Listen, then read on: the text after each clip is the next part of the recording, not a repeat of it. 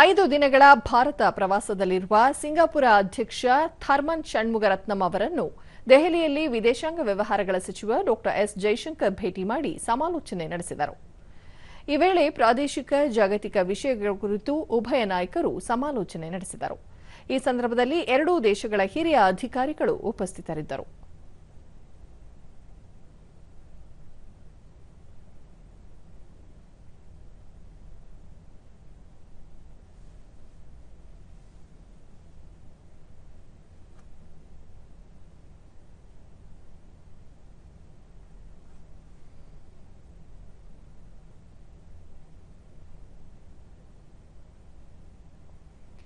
ವಾಣಿಜ್ಯ ಮತ್ತು ಕೈಗಾರಿಕಾ ಖಾತೆ ರಾಜ್ಯ ಸಚಿವ ಜಿತಿನ್ ಪ್ರಸಾದ್ ನಿನ್ನೆ ರಾತ್ರಿ ಅವರನ್ನು ವಿಮಾನ ನಿಲ್ದಾಣದಲ್ಲಿ ಬರಮಾಡಿಕೊಂಡರು.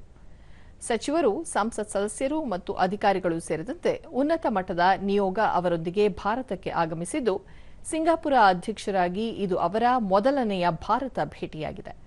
ಸಿಂಗಾಪುರ ಅಧ್ಯಕ್ಷರು ರಾಷ್ಟ್ರಪತಿ ದ್ರೌಪದಿ ಮುರ್ಮು ಅವರನ್ನು ಭೇಟಿ ಮಾಡಿ ಮಾತುಕತೆ ನಡೆಸಲಿದ್ದಾರೆ. ಥರ್ಮನ್ ಅವರ ಗೌರವಾರ್ಥ ಔತಣಕೂಟವನ್ನು ಸಹ ಆಯೋಜಿಸಲಾಗಿದೆ.